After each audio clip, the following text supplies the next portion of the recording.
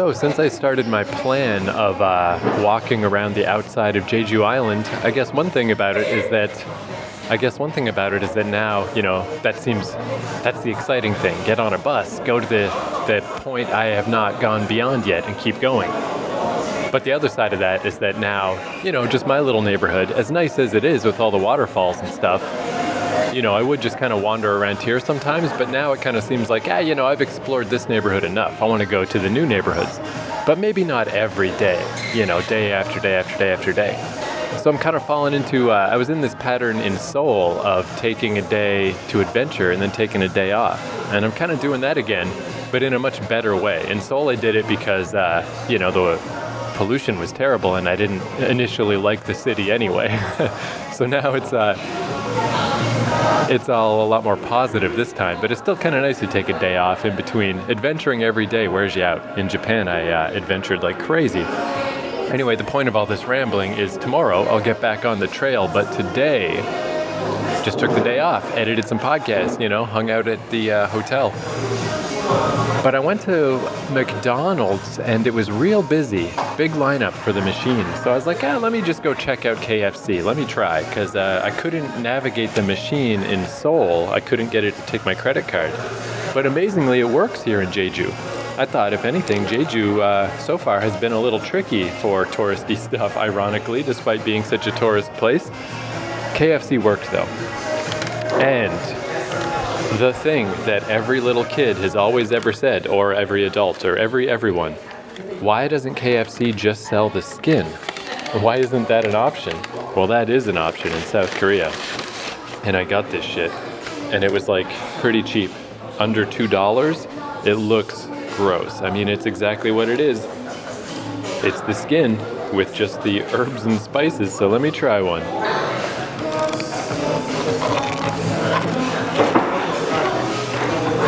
Oh man, it's not even hot. It's like lukewarm. I'm sure it's not supposed to be though. But it's not hot. I don't know. Maybe this is a little more like pork rinds. I've only ever had pork rinds once. We don't really do that in Canada. I got them in New York once. Maybe it's a bit like that. It definitely doesn't taste like the skin. The delicious, warm, hot, greasy skin. This is more just kind of dry. And unfortunately cold.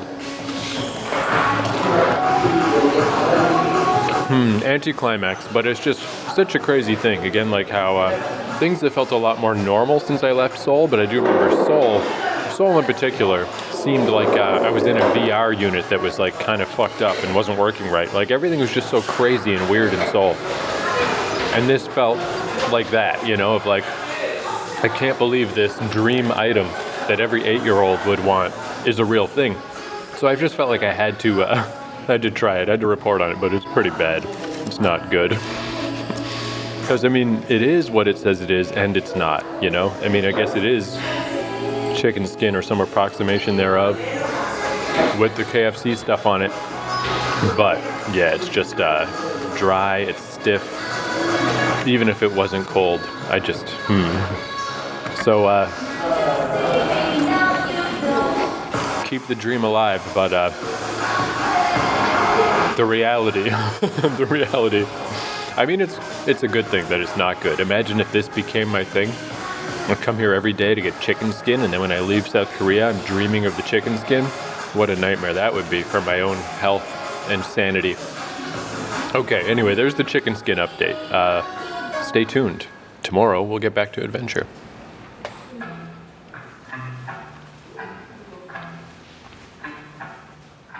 Wow, the song even ended at the perfect point. Amazing.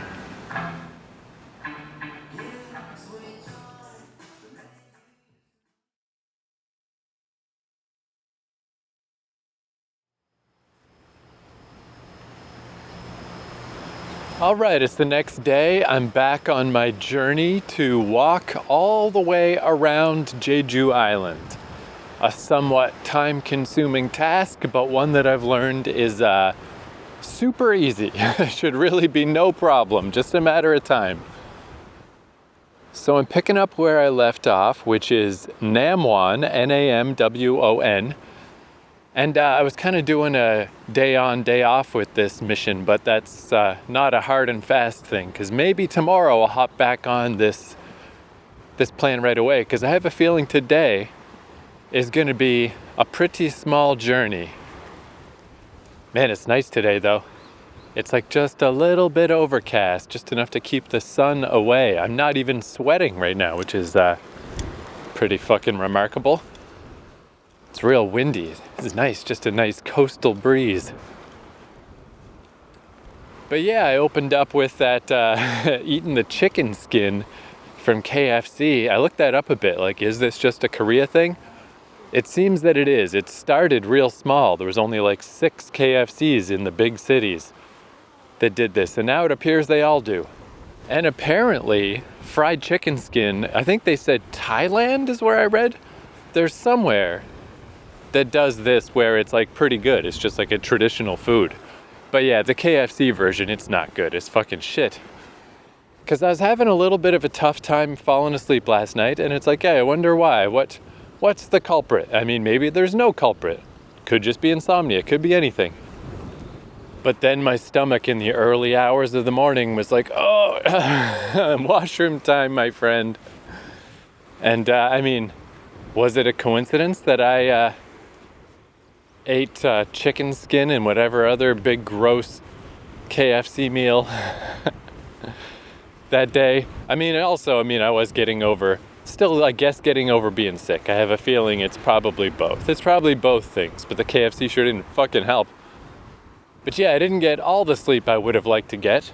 But that's the beauty of this plan, circumnavigating the island by just going to the bus, just taking the bus to the previous, whatever bus stop I stopped off at. Is even though I woke up pretty late and I was a little wiped, it's like, that's all right though, I can make this happen. I just really wanted to today. I was very excited about it.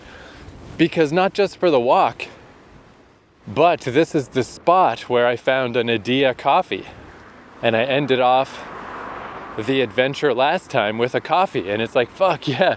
I've been on Jeju Island for weeks and I haven't been to a coffee shop even once. It's like, oh shit, I missed this. This is great. And Idea is my favorite. The latte I just got it because it was the most expensive one on the menu. And it's like, since it's so rare that I go to coffee shops while I'm on Jeju, let's just get whatever you got, whatever the best thing is. Something called toffee nut syrup. That seems like it's just toffee and caramel and I don't know, sugar. Just sugar. But it is pretty good. So instead of finishing off the journey with a coffee, I thought I could start this one because unfortunately, Idea is my favorite chain. Again, because it's just got English menus. It takes a card and it's so super convenient. I love it. And it is just good as well. It's like a local Korean chain. But the one Idea that's supposed to be in Segwapo is closed. It's kind of remarkable that, because this is the middle of nowhere. It's a very small coffee shop, the one I was just at, by South Korean standards. Usually the coffee shops, they're numerous and they're huge. And people just hang out there all day. And it's kind of nice because you really don't feel bad about hanging out there all day. That's what they're for. It's like a study room in a library almost. And this one's no different. The people that were there were hanging out there, all afternoon while I was there. There was a little group of us that was basically there the whole time. But it still was only like a little smattering of people. And I'm just sitting at this coffee shop, looking out the window, looking at the coastline. It's just like, this fucking rules. I love this. So yeah, I wanted to start today with the coffee. Because unfortunately, this is the last Idea until I get all the way up to the north to Jeju City, which is the significantly larger city than all the other cities' main city. So it's like 5 o'clock now. And the little signs on this route around the island say you should stop around 6. I'll probably go a little farther than that because the sun will be up for a while. But it does seem like last episode, that walk I did, it kind of like wasn't coincidence that it all worked out so well. That walk from the river I started at to that information booth, like it's all set up to be, like that is a distinct, discrete walk that you're intended to do as like its own hike. So I have a feeling this whole walk, like it might be even more easy and prescribed than I thought it was. I could probably chain together, like walk from information booth to information booth, you know? It seems like for just like a reasonable afternoon hike, I don't know that there are more information booths. I'm just guessing. I'm assuming that there is. I didn't look it up because, you know, it's just fun to see what happens. Just to go into the wild blue yonder and figure it out.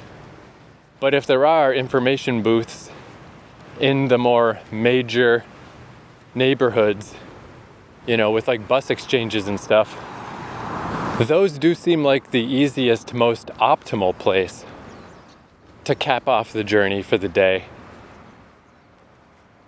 But I'm pretty confident that, again, I just don't think it matters. Like if I only do halfway today or a third or who knows what'll happen, you know, it might be a little less convenient to get to the bus route to finish off the day. But I just don't think it'll be a problem. I think I can just walk till it starts getting dark and just bail out. I think I'm far enough now on the bus too. I'm quite sure it charged me a little extra. How the base fare is only $1.50. But then you tap the card on the way out, and I didn't see specifically, but I think it gave me a tiny little additional charge. So I'm making it slowly. The distances are adding up. One unexpected thing though, you know, last episode I ended with like, the beauty of transit. I love it. It's so easy to travel in South Korea. How wonderful. Just at a little bus stop and everything was la la la. And I mean, I know this podcast is a lot of my various ailments and that I'm just kind of pleased that none of them have become a problem. Because, you know, I don't want to overstate it. Everyone's on a spectrum. So many people have it so much worse than me. I've managed to like keep juggling any little problems that I have physically. Keep everything in the air, nothing has been a problem. But there are a lot. I mean, fundamentally, I'm just a big dumb nerd. I got big toes that for some reason are always just desperately wanting to point inward and cause bunions. I got flat feet. I got a bad knee. I got a bad shoulder. But one thing I hadn't thought about in a long time, because it kind of went away. Well, it's like when I was a kid, I was not scared of heights. Not at all.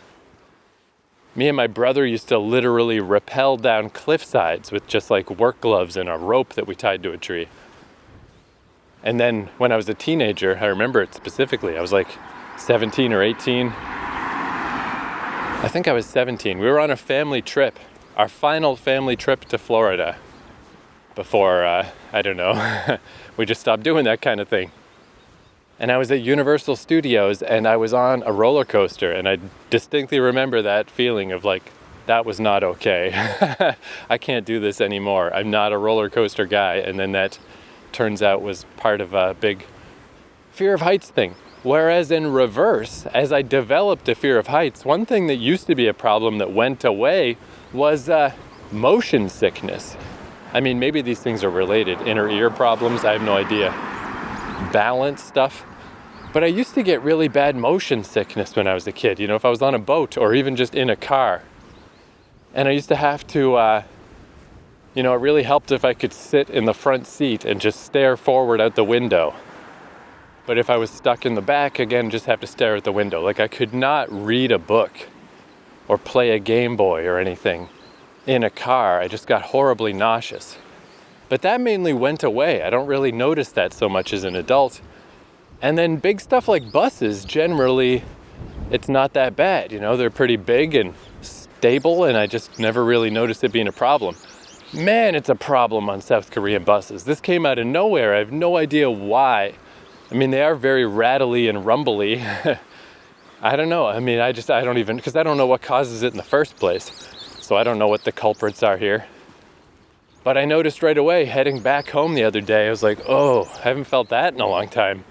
Fuck, this queasy feeling. And I think it was exacerbated because there's Wi-Fi on all the buses. So I was on my phone fucking around. And then today, that was confirmed for sure. I was fucking around on my phone and I felt the queasiness, but I just kept pushing it. I kept fucking around on my phone. And then I had to stop because I was like, holy fuck, I feel like I'm gonna puke. I feel like I'm gonna throw up. What is fucking happening? So I put my stupid phone away and I just stared out the window and it went away and it was okay. But it's like, whoa, okay, like that's an unfortunate thing. For whatever reason, the bus rides here in South Korea, I just need to look out the window or I'm legitimately gonna fucking barf. I couldn't believe how bad it was. It's like, shit. I was like, what am I gonna have to do? Am I gonna have to emergency tell this bus driver, let me off? Oh my God, like that's how bad it was. But luckily staring out the window made it go away. So, because I was like, it was so bad that I was like, is this gonna totally fuck up all of this? Can I not take a bus? That's a problem. But anyway, looks like I just got to be careful. I just got to be mindful. But yeah, also I guess because I had so much gastrointestinal distress last night into the morning, I'll just say it like it is, I just had diarrhea. I had the shits. That to make sure I didn't put undue pressure on myself, I did not eat before today's adventure. I got a couple of just granola bars tucked away in my pocket. All I had was a big ass Adia coffee, which is kind of an appetite suppressant anyway, good old caffeine. Because yeah, I noticed this the other day too, that that's the only downside to this plan is just not a lot of washrooms. So between whatever's going on in my stomach and my terrible decision to eat KFC fried chicken skin and whatever else I got, some kind of weird, I don't know, it was just like chicken tenders with some kind of like mysterious spicy sauce. I don't know. But yeah, it seems like this is the best plan in general. Just hike a little hungry. Why not?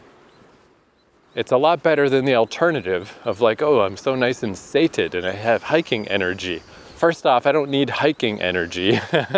This is the easiest hike of all time. I'm just walking along the shoulder of a road right now. Maybe it'll turn into a bit of a little packed earth path. Nothing about this is gonna be hard. I don't need the energy. I'm not hiking up a big mountain. I'm not going on a jungle trek. And yeah, just why put the pressure on the belly? But yeah, I'm still very distinctly in volcanic Rockville, although it's a lot flatter now. It's not all crazy. So anyway, yeah, I'll just walk. I'll just walk till I can't walk no more and see how far I make it today. Hey, doggy. There's a dog not on a leash. I think there's oh yeah, I see, there's some people. Again, I don't know what they're gathering, there must be something. Some seafood type stuff that I guess you can gather when the tide is lower. But I don't know what it is. I'll tell you what is down there though, that I've seen every time I've been on the coast.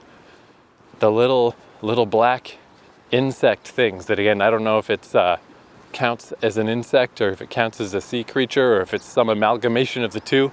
But man, they're everywhere. These big black, kind of like super black cockroach looking things, but bigger. They are everywhere, skittering around down in those rocks. Oh, hey, speak of the devil, a washroom. I only have one more stupid, pointless anecdote. But let me just hold on, because I'm going to pee. You shall not join me.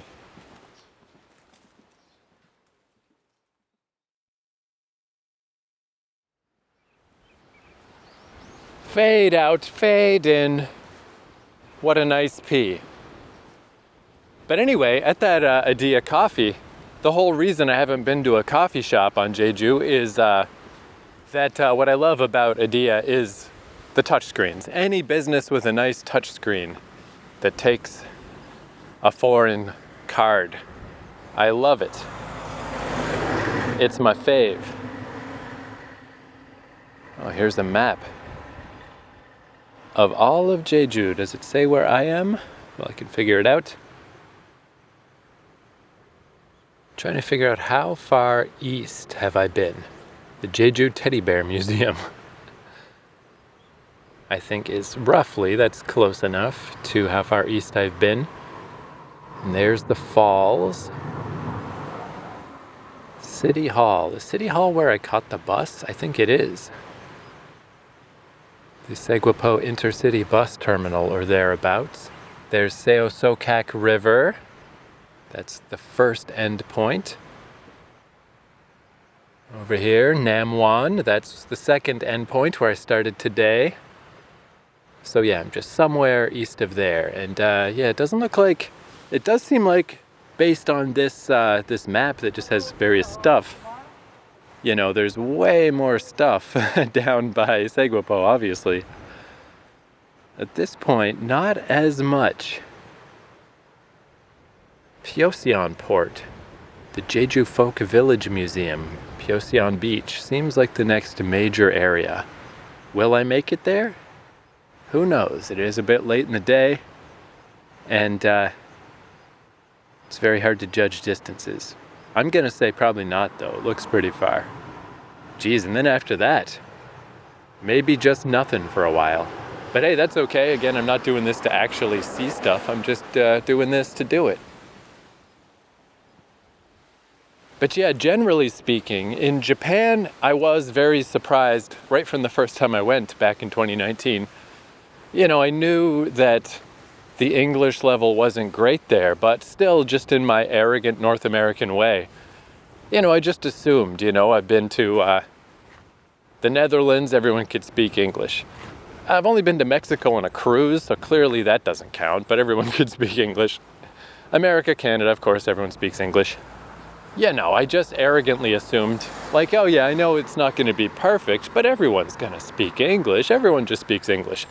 And then I got to Japan and I was like, whoa, they actually weren't kidding. A lot of people basically don't speak English, functionally don't speak English. You know, they could speak a little bit of English, but they're highly disinclined to try. And I don't know, I guess the closest thing might be the more rural parts of Quebec, outside of Montreal. I guess that's probably the most I had previously run into people that it's like, oh yeah, they kind of don't really speak English. But be it arrogant or not, I was pretty surprised because, you know, I got the, I just rolled the dice lucky on that one, that I grew up principally speaking English. Because English is just, for all of its faults and for what a stupid language it is and how none of the rules are consistent and nothing makes sense, and you functionally just need to memorize 1,000 fucking stupid things. For better or for worse, English is the thing that the world uses. So I was just surprised that it's like, wow, Japan really has... I was surprised just because they're such a famous country. I mean, maybe they're more famous to me because of video games and anime and, you know, manga.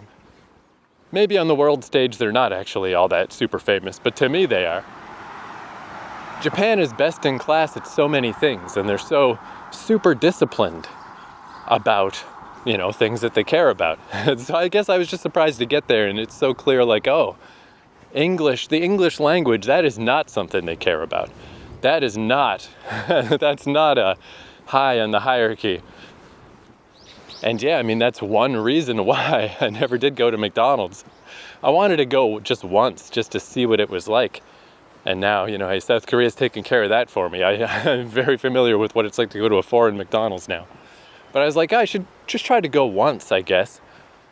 But without a menu with like combos with a number, I just wasn't willing to do it. Like, I'd had enough experiences at that point of going to coffee shops or going to, or even just convenience stores, of just running into people that I'm just making their day a lot harder than it needs to be because I didn't learn any Japanese and I'm just expecting them to know English. And I was like, you know, I just don't want to put people through this, and I don't want to put myself through this. You know, this is my own fault, but I can at least not exacerbate the situation. Whereas South Korea, I didn't feel that way. In Seoul and Busan especially, obviously the bigger cities, but just really didn't seem to be a problem, you know? you could just roll around and be a big arrogant English speaker and just, hey, I'm just speaking English, is that cool? And you'll run into some people that it's like, oh geez, I wish I didn't have to do this, but they can and they do. And it's like, it really felt different. It felt like, I guess, how I expected it to feel in Japan. Like, it's gonna have a little friction, but it's gonna be fine. That's how it is in South Korea, it's fine. The point of this whole ramble is at this random ass Adia coffee in the middle of nowhere. It's the first time in quite a long while. I can't even remember the last time this happened in South Korea, if it ever has happened in South Korea, where I was talking to somebody who, like, I'm really not sure if they can speak English at all, Or if they can, they're so unsure about it, like they're just really, really just like not wanting to do this. And it really brought me back to Japan. It's like, oh yeah, that's that feeling in Japan. That's that feeling that really does just cause me to avoid stuff in Japan, when I could it's so much easier to just go to a convenience store or something than to navigate a menu at a real restaurant or whatever.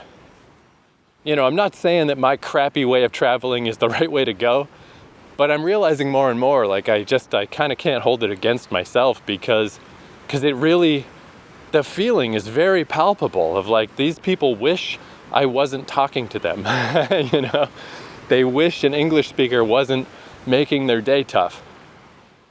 And I felt that so clearly today. I was like, oh yeah, I don't know if that I've ever felt that in South Korea. But yeah, this girl at the Adia, I still ordered my coffee just through the machine. And I don't know, I made a point to say thank you. Same thing when I was here the other day, even though it's just spitting out a ticket and they're just getting a number on their end of the counter. I want to say thank you. And I always thank the bus driver when I get on and off the bus, because you just do that in Canada. But I don't think anyone else does. But I get the vibe that the bus drivers seem to like it. They seem to be pleased that I'm thanking them. But anyway, yeah, so I mean, where this came up, because I didn't even order the coffee from the person, I just ordered it through the machine. But at Daiso, I bought these little instant coffee things. Just little packets of powdered coffee, and they've been pretty nice. Boil up some water in the hotel room, just make a little cup of instant coffee in the morning. Feels very nice. And I bought some Adia brand and it was almost gone. I was going to go to Daiso just yesterday and get some, and I just didn't get around to it. So I saw they had some for sale here. A kind that I didn't even see the other time. It's like mocha, special mocha coffee, whatever. It's like 30 of these little tubes for like $13. And I was like, oh, sweet, awesome. So I picked that up and was just like, hey, can I buy this? And it was no problem. She scanned it, my little card worked, that was fine. And I bought it, and it's like, awesome, perfect. But that's where I felt the vibe of like, that I really don't think she knew what I was saying. Like, we were going entirely on pantomime. Because I picked this thing up and I sort of like, hey, can I get this? And just the look on her face, it was like the deer in headlights look. And then I reached into my wallet and took out a bank card. Just like, yeah, let's do this. Let's do this thing. And I was thinking about that from the other side. Like, I was a barista for many years. And I never had this experience, but it's very easy to imagine. What if I was working in Vancouver and somebody came in who didn't speak English and they held up an item like that? Now, presumably, they probably just want to buy it. But what if it is something else? What if they're saying, hey, does this have, like, I'm allergic to this, is that in here? What if they're saying, hey, are these free? Can I just take this? Like things that, why would they even say that? But you just don't know. It's so easy for me on my side to take it for granted as the customer, like, I'm just picking up a thing, I just want to buy it. But when you're on the other side, when you're the clerk, what if, even if it's a 99% chance they just want to buy the thing, what if that presumption is going to cause a big problem? Because you're assuming that, but they actually want something else. And if that is the case, then we got, it goes from a quick pantomime to a whole fucking game of charades that we got to play. And that's just the feeling I got from her. That look on her face was just, I don't want to do a game of charades right now. I don't want to have to guess what this guy wants, you know? And it's just a little moment, and it's just a little thing. But I guess it's like, because I'm always kind of, I don't know, giving myself a bit of a hard time about this type of stuff, that even if it is just a little bit of a difficult situation or a little bit of friction, 5% of friction, it's enough for me to not want to do it. But I see that in other people. It's like, yeah, I think everybody feels like that. Nobody wants these situations. Nobody wants to have to do these things. Doesn't matter that it's not that hard. Doesn't matter that it's not that big a deal. It's a bigger deal than not having to do it, and that's all it takes. It just has to be friction. It doesn't matter how much it is. And you can just feel that. You can feel like, why is this guy putting me through the friction right now? And that's where I'm kind of in this like weird spot where it's like I recognize this stuff, but I'm okay with it and I'm not really doing anything about it. Like, yeah, I could try to learn Korean. I could try to learn Japanese. But realistically, that's not in my future. I'm not fundamentally interested in learning another language. And really, all it's going to do is make it a little bit easier for me to go to coffee shops and fast food places and stuff. I don't have any grand ambitions. So I think it's fine for things to just be a little friction-y. That's what happens when you go to a country where you can't speak the language. But I still like being in these countries, and I like exploring around them, and I like being in them. And in a weird way, many parts of the day, I like being illiterate. I like looking around at billboards and signs or having people walk by and just not knowing what anyone is saying or what anything says. And it's like a nice media cleanse. I don't like overhearing conversations. I don't like seeing signs out of the corner of my eye and just seeing an advertisement or a slogan. I don't like any of that. I like having it I like being illiterate. But I do recognize that once in a while, I'm making the day a little harder for somebody, and I just, at least I do try to recognize it. I know that's what it is. I'll do my best. I will do my best to make this go as smooth as possible. I will do my best to make things as unawkward as I can, barring actually learning the words. That's a funny thing too, though, where, I know so little about these languages that I don't even know what I don't know. So I was saying to my friend Brad, who took language courses in Japan for some time, I was saying, it'd be kind of funny if there was a series of YouTube videos that were just based in the convenience store. Like, what if all I could do was speak, the learning conversational Japanese, say? What if my conversational Japanese was based entirely around convenience stores? What if I could only talk to a person at convenience stores? That would be kind of perverse and kind of funny, but actually kind of useful to my shallow life. But he brought up something that, this never could have occurred to me because I don't have even the capacity to know this because I just know nothing. He was saying that it would actually be maybe kind of tricky because the kind of Japanese you would need to learn at the convenience store literally kind of is only useful at the convenience store. Because the tone that clerks take in Japan, I always forget about this, that there's different polite ways to talk and impolite ways to talk. We have that to some degree in English, but it's not formalized like it is in other languages where, you speak a specific way to your boss and you can speak a different way to your underlings, that type of thing. And apparently the convenience store talk is like the definition of servile. It's almost from a different era. It's like, it's like, hey, I'm the lowest of the low. I'm below your boots. I am here to serve you, master.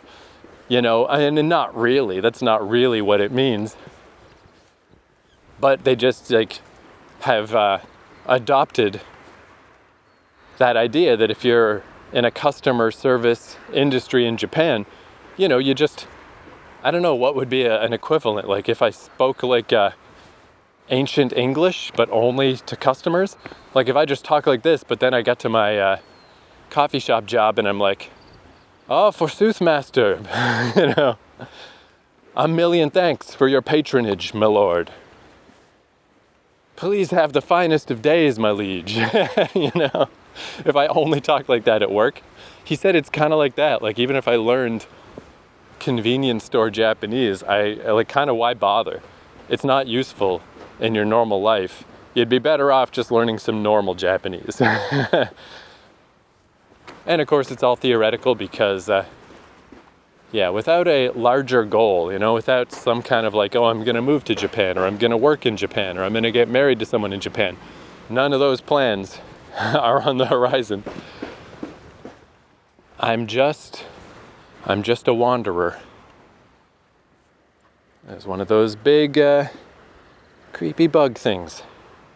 Yeah, I'm just here to soak it in. I'm just literally here to visit.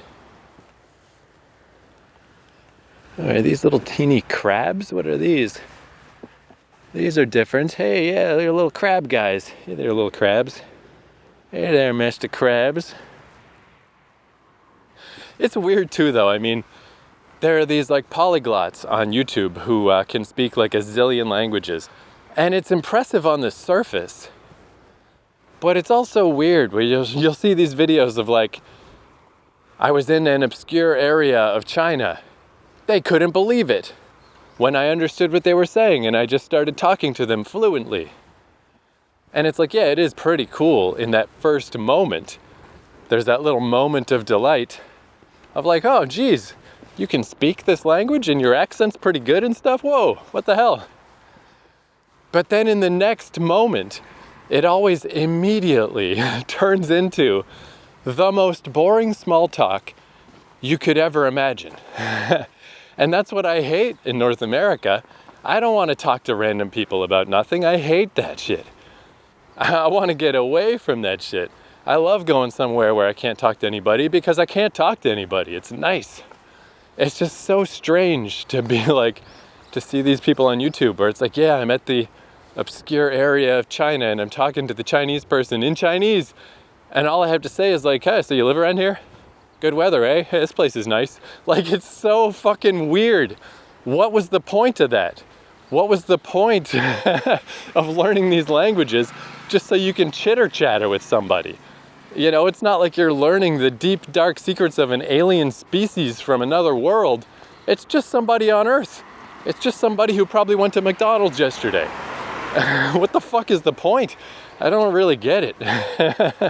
I don't know, it's just, like, the more I look into it, it's just funny. Like, I guess I always feel a little defensive about it because it is like, why aren't you learning? Why aren't you trying to learn? But just the more I look into it and the more angles I look at it from, I'm like, why would I though? Why the fuck do I care and why do they care? No one cares. No one wants to talk to me about nothing. Doesn't matter, man. It's not important. And I mean, I'm not saying it's not nice when it does happen, those occasional little times. Like I'm thinking in Busan, the guy that I met on the top of the mountain by where they used to do smoke signals. And he was very delighted to get to break out his English. But ultimately, you know, we just chit-chatted a little bit about the weather and about his, why he used to live. And like, that's the thing too. He learned English because he was like a high-level science guy who lived in America and Canada. He had a good reason to learn English. But then beyond that, it's like, oh, you like Korean food? Hey, there's a market over there. You could go get some stuff, you know? Real nice guy, very nice conversation, but not about anything. Conversations are never about anything. What's that Julian Hatfield fucking lyric is like, there's no such thing as pleasant conversation. It's all just drowning victims gasping for air. You know? Conversations aren't deep. They're not about anything. And if you meet someone who thinks they are deep and they have some big thing to tell you, that's the most annoying person you're going to meet that day. That shit sucks. That's even worse when people try to get all heavy on you. So yeah, it's just not going to happen. I'm just not going to dedicate hundreds of hours just so I can chit-chat with somebody and have small talk. I'm not going to do it. Lucky I learned French when I was a kid. At least I got that one under my belt. Whoa. This car just went by that is like, it's like a cool sports car, which is not common here. I don't remember ever seeing one before on this island. But it's also really weathered and old, and like the paint is all chipped off. What a weird combination of like super cool and old and shitty at the same time. Anyway, what a yammer. What a fucking yammerer I am. I was like, especially today, because this is going to be a shorter journey. I'll just stop in a little yada yada, and then I'll, this won't be enough for a whole podcast. I'll fucking have to just tack on the next bit of the journey. Then, next thing you know, I've been talking at length about fucking nothing. So easily a podcast. It's weird to say this now, all these episodes in.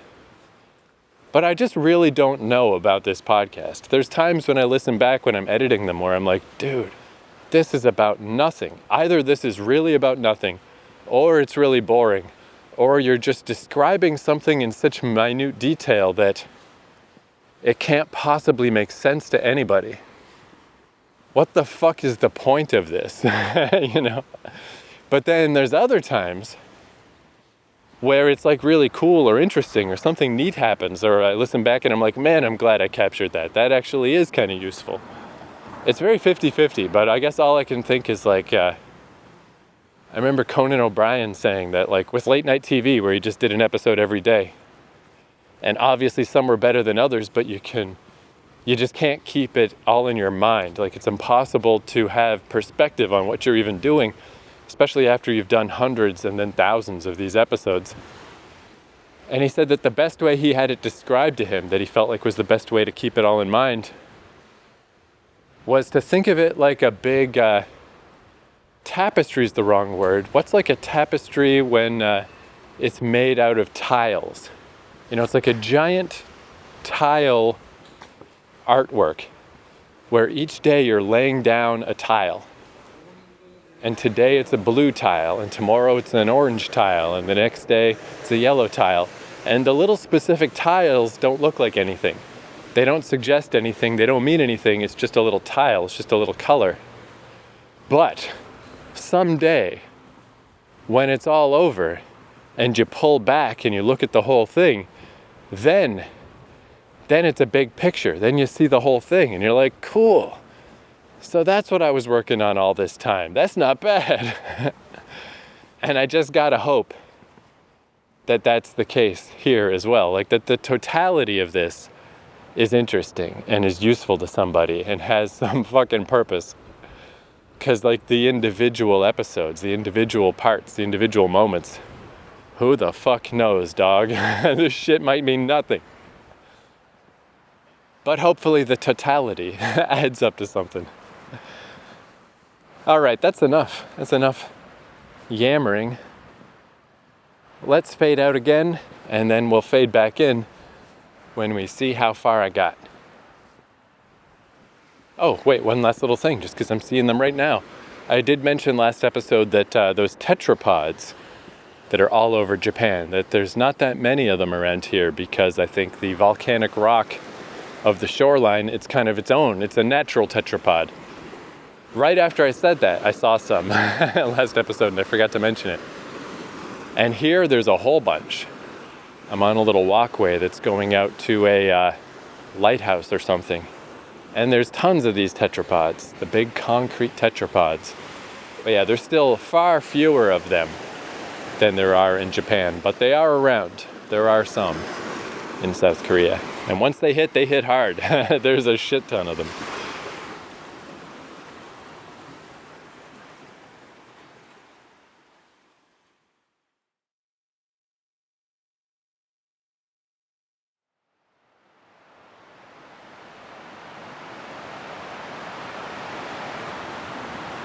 I'm at a nice little place where there's like a little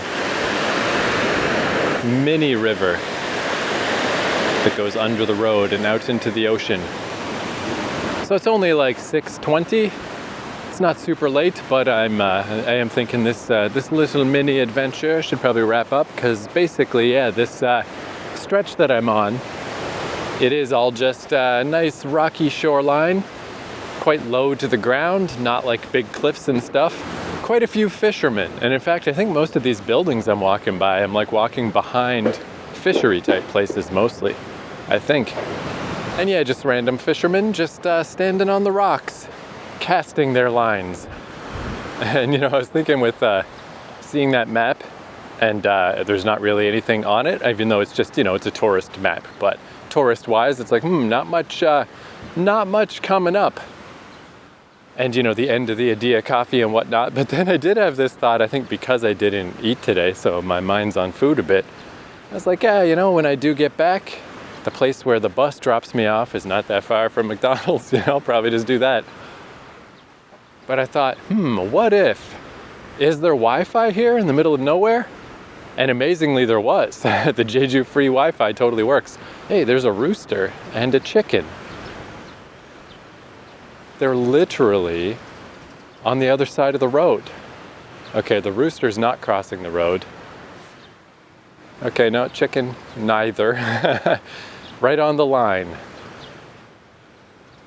And there's a black rooster and a brown rooster. For real, why did the chicken cross the road? In this case, why did the chicken not cross the road? Because there's nothing over here. It's just a tiny little bit of shoreline in the ocean. But yeah, I actually found Wi-Fi, and I was like, what are the chances? What if there was a McDonald's or a Burger King or something on this route? What if I could do that before I got on the bus to go home? But of course there's not. There's not even close. Only in Segwapo in Jeju City. But yeah, I'm just walking along, and it's pretty nice, and it's this weird thing where it's overcast enough that I can't really tell what the status of the sun is. It's still up, I can still clearly see everything, but I don't know where the sun itself is. Oh, I think maybe it's over there, setting down behind the volcano. So yeah, I guess especially if it's setting behind the 2,000 meter mountain, that'll make it dark a little faster. But yeah, I have a feeling the darkness is gonna sweep in real fast without me realizing. And I also reached one of those points where I could see way down the coastline, and it's like, oh, that looks so far. Oh, that looks far. That looks mighty wicked far. So let's see if I can figure out where I am. Again, since I've only been on foot, I might not appreciably be anywhere. Yeah, I feel like the Namwon promenade behind me is not very far behind me. Jeju Camellia Village is north of me. Ahead is the Jeju Herb Garden and Jeju Folk Village, but that's a ways. I could push on and I'm sure I'd make it. But just looking at the map, yeah, like that must be the very coastline that I'm seeing. And then it curves up a lot more northerly. But yeah, I suspect that a lot of this walk on this coast in particular is probably going to be pretty nondescript. I have a feeling it's going to be this type of thing, repeated, which is fine. It's very nice. But that's also the point of stuff like this, is what if it's not? What if it's different? What if it changes? What if something crazy happens? And even if that doesn't happen, even if it is just more coastline and more fishermen, that's okay with me. But yeah, I think there's definitely no need to push forward. But I'm not really at a point right now where I'm totally sure. I was going to say I'm not quite sure where the bus is, but then I think that's the street. I think it's literally just next to me. So I think I'll just keep walking until if like an obvious exit point hits, like a really obvious spot where it's like, oh, there's for sure a bus stop type of thing. I'll go with that. Otherwise, I'll keep walking where I guess I'm just, I think I'm getting closer. The way this path, it keeps weaving closer to and away from civilization, basically. There'll be like a little city center part that's like a little big, a little big, little areas with additional businesses and things. And then it'll drift away into just local stuff, just local fishermen and whatnot. So this seems to be an okay way to handle it as the day starts winding down, is no big hurry on bailing out. But if I get to a point where I'm clearly exiting civilization and going back to just like another back road area, or a just walk behind the fisheries and stuff area, just don't go into that when it's dark, or when the darkness is approaching. But yeah, right now there's a pretty good density of buildings and stuff. I'm just not exactly sure quite where the bus is, but it's definitely around somewhere. There's a little, just looks like a house, but there's a sign that says "Stay to the sea." I don't know what that means. Maybe it's like a B&B or something. If you stayed there, you could easily go to the sea. You could stay to the sea. Man, it's one little thing on Jeju is it's nice that the weather has basically chilled out a bit in the summer. But when I was in Seoul and Busan, it was like much wilder swings, where there were days that were just like, holy shit, this pollution level is really bad. Throw on the mask. But then once in a while, there were days where it's like, hey, it's just in the green, everything's fine. It's been a little odd at the summertime in Jeju where it's rarely bad. Very rare for there to be like a day where I see my little pollution app and go like, fuck, that's trouble, put on a mask. Like, that's very rare. Only happened a couple of times maybe. And it still was nothing compared to the bad days in Seoul and Busan. But on the other hand, the really good days just never come. They just don't exist. Like those days where it's in the green and everything is fine. It's always like, you know, if under 50 is everything's a-okay. You know, it's always like 60, maybe 70. It just floats around there all the time. So I did kind of hit that point where, you know, it's just not bad enough to like go, uh-oh, danger zone, put on a mask. So like today, I don't know what it was. It was somewhere between 60 and 70. I guess maybe part of the difference is I'm not hiking uphill. Like I always made sure to wear a mask even on just light pollution days when I was hiking uphill, because that's when like I'm just like super deep breathing all day long. Here it's like it visually looks pretty good. I don't notice any effects. And I'm just walking. I'm just normally walking. You know, I'm not like super inhaling. But it's just this strange, awkward middle where it's like, I think this is fine. I'm pretty sure this is okay, that it's no biggie, that I'm just walking around. But it is day after day after day after day. I'm sure it does build up to some degree. But I just keep waiting for those really good days to come, and they just never come. So I'm not complaining overall. You know, now that I've learned the hard way how things are in Asia, I just somehow didn't know any of this. This is just how it is. Air quality is an issue. But I'm just kind of surprised. I'm on this breezy island and everything's so nice. And it's definitely not bad, but it's just never great. Like ironically, there were more everything is fine days in the big cities. Jeju is just eternally stuck with things being a little bit bad. And then in the winter, from what I could tell, just from gauging things on the app, just keeping my eye on it during the winter, it seems like the winter just sucks. In the winter, you do for sure get those days where it's like, oh, it's over 100 today, put on the mask. Danger zone. Man, this is one nice thing too. I mean, even just this time I've been yammering. The coastline where I was saying like, oh yeah, I got this view of the coast. It looks so epic. It's like, whoa, maybe not. Maybe this is a lot. This makes it suddenly feel like a long walk. But actually I've already walked halfway along what I could see. It's really not that bad. It all goes kind of, I mean, it's all relative, I guess.